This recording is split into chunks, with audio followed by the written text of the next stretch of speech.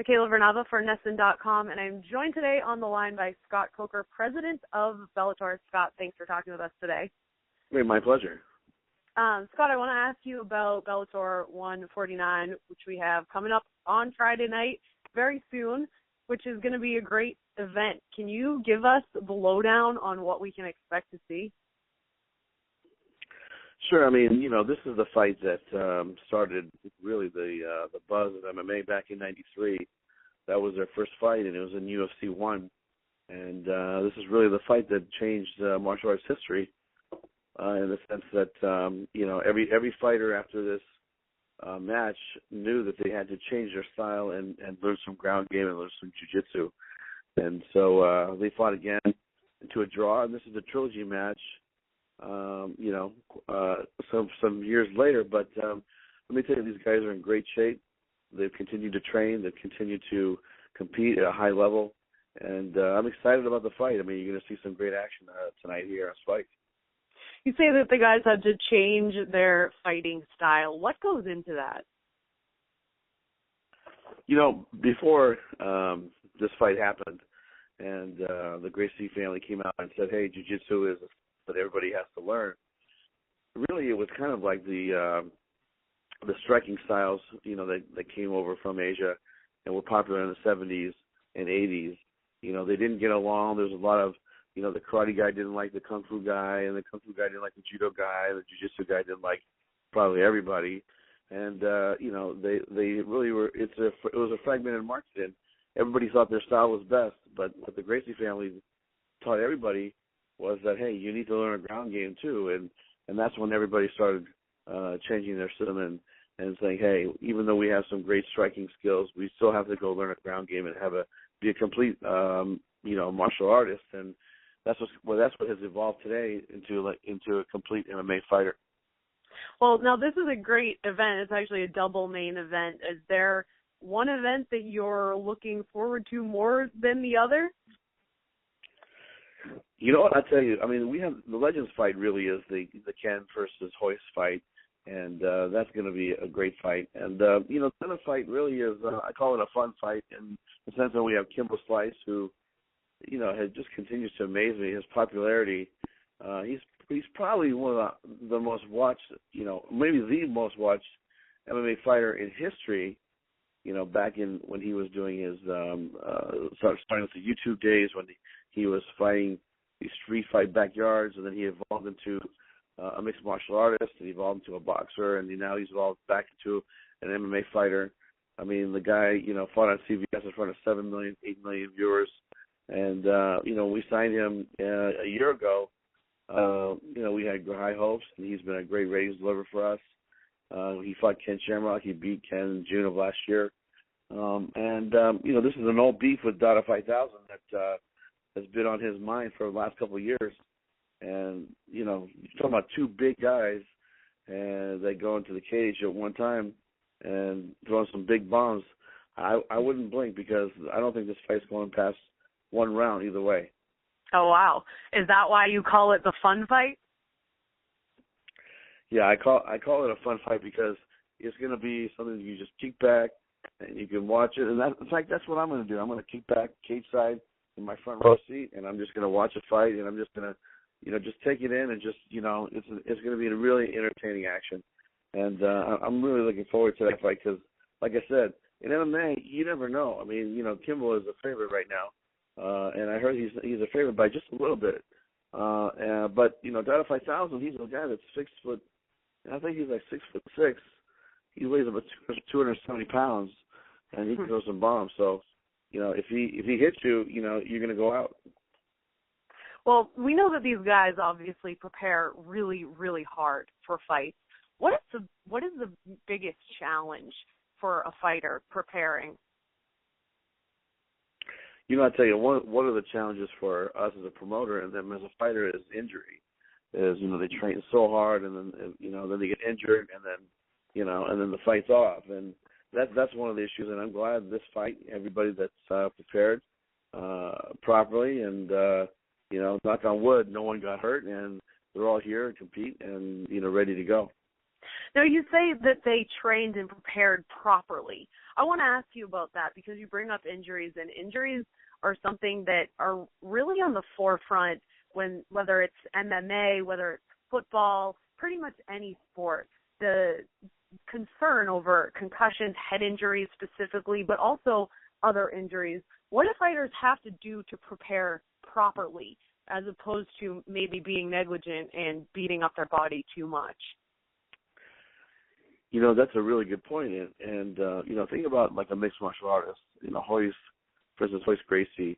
He has a great ground game, so he had to, continue working on his ground game. Then he has to also box, and he has to train in kickboxing, and then he has to do some wrestling. I mean, they have to be multitask here and study different styles of martial arts and combine them all into one on fight night.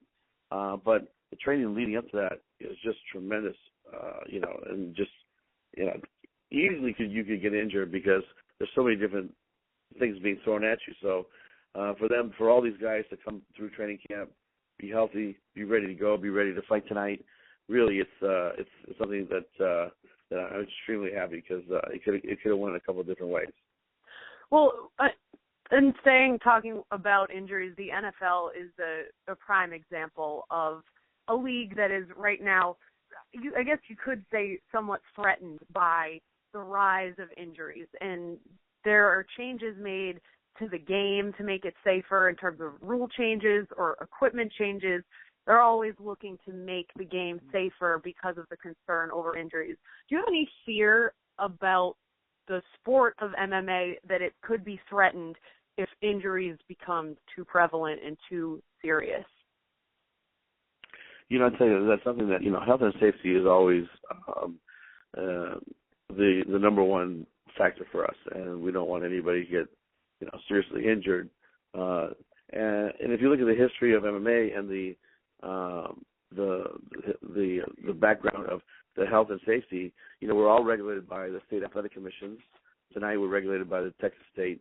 When we go to California, there's a governing body that regulates our sport, and I think they do a really good job. And like if a fighter gets knocked out, on a fight, they can't even spar for 90 days to 120 days. They can't compete for another 6 months. There's a lot of health and safety measures that go into place, and knock on wood, MMA has had a very good safety record, and I'm talking back to '93, UFC, Strikeforce, Pride, K1, all these martial arts organizations, they have had a very, very good record of safety. Well, when it comes to safety and also fitness, we talked to Herschel Walker yesterday, who is a guy who almost seems immune to the wear and tear of age and time and using his body. He is still so athletic into his 50s. How do you think he has been able to keep his body in such great shape and to avoid these crazy injuries? Like, we're seeing football players retiring at younger ages now, but he not only had a great NFL career, but like I said, is continuing to fight and remain athletic in his older age. Well, I tell you, Herschel is amazing. I mean, he is just very gifted genetically. And when I met Herschel, he wanted to fight, and I was like, Herschel, why do you want to fight? I mean, you've already done everything. I mean, from his track history. A lot of people probably don't know this, but he was on the 80 Olympic team, and he was supposed to do the 100-meter dash as well as some relay races, but they got boycotted by the U.S. And then then he had this big football career, bobsledding, and then he wanted to fight in MMA, and I was really not into it, and I held an open workout for Herschel. I said, okay, Herschel, you want to fight? What I'll do is I'm going to bring down some really talented mixed martial artists. One's a judo guy, one's a kickboxer, one's a wrestler, and you're gonna have to, you're gonna have to spar all these guys, and I'm gonna bring down my matchmaker, and we're gonna take a look at see what we think. And he said, okay, and we brought him down, and the jiu-jitsu guy was probably Herschel's toughest thing because he didn't really train that much in jiu-jitsu, but his kickboxing he did very well. The wrestler, I mean, Herschel was so physically strong that the wrestler had a really hard time with him. And these are guys that are in their 20s competing with Herschel at that time, who was 49, maybe 50. And my matchmaker said to me, he said, if he comes to San Jose and trains in our camp, which is probably one of the premier camps in the country, and they have a lot of top 10 fighters from multiple organizations there, he said, I can get him ready. So that's what I told Herschel. I said, Herschel, you're going to have to move to San Jose, you're going to have to set up camp, and you're going to have to train with all these top fighters. And if you can do that, in 6 months we'll get you a fight. And I really thought he would, that was the end of the conversation. But that Monday, he was up at the gym at AKA, training with Cain Velasquez, Luke Rockhold, Daniel Cormier, all these, great fighters. And he stayed there for 6 months, didn't leave. And then he had his first fight. I mean, that's how disappointed, and that's how much he wanted to do it. But, man, this guy is a very special athlete and person, and I'm proud to have promoted his 2 fights in MMA. Do you think that there's something that other athletes can learn from him, whether it's football players or mixed martial artists? Because, as you said, he is so just genetically gifted. His athleticism is insane. But also, in that story you just told, and from talking with him yesterday, I see that his mental grit is really something else. That a couple times in that story when you're describing that, you thought that would be it, and then he's still there 6 months later training, never really backs down. What would you put more weight on? Is it the mental toughness or his natural athletic ability? I tell you, it's, you have to have a certain amount of athletic ability to do what he does. Well, not a certain amount, probably a lot of, athletic ability. But if you didn't have the mental toughness and the I call it the indomitable spirit, or that perseverance, to fight through, the trials and the tribulations of being, a fighter, or being a track star, or being a football player. I mean, those are the things really that are the intangibles that really can make somebody good or can make somebody great. Or like Herschel, which is, that elite level of athlete, and he's still very competitive. Believe me, I've seen him in situations where it could be a simple video game, and he's still very competitive in his spirit. And so that applies to when he was training for his fight. Man, he was there, and he was he wouldn't take no for an answer, and he was just kept grinding through, and that says a lot about someone's character.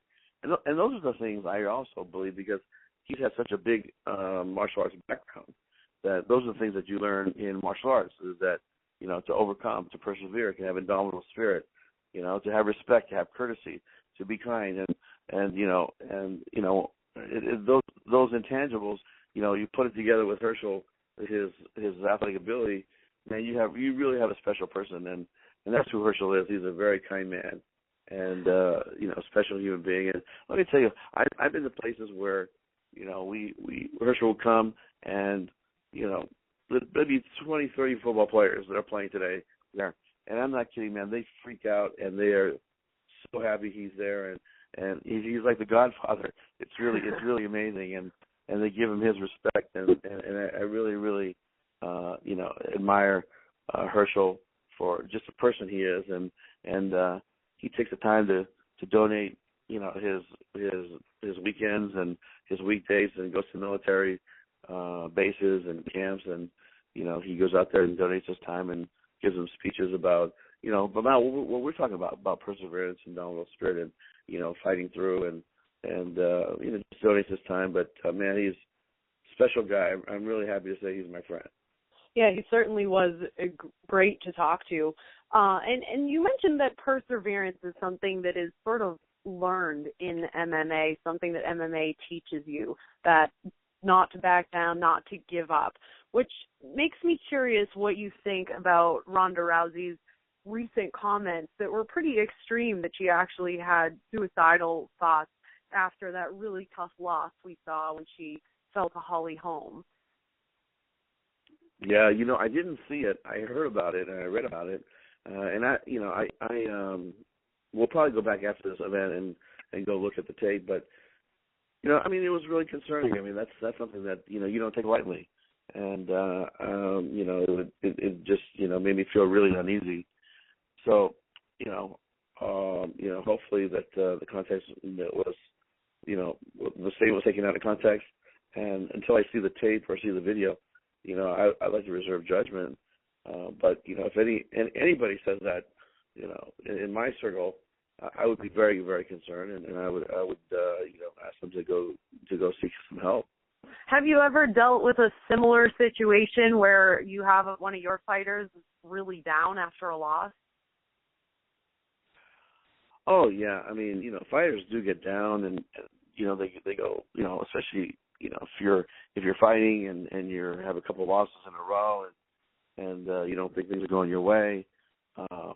There's a certain amount of depression that sets in sometime, but most of the times the fighter gets through it and he continues on, and fighting is a very short part of your life, and that's why I urge these guys. Hey, sometimes there has to be the next step, and we have that conversation. I mean, this is a very extreme sport, and a couple, 2, 3, 4 losses in a row, maybe it's time to move on to the next, thing, because, I don't want to see anybody get hurt, and this is something that, you don't want to just play in this world as a hobby. So, we do have that conversation from time to time with different athletes, and say, hey, it's probably that time.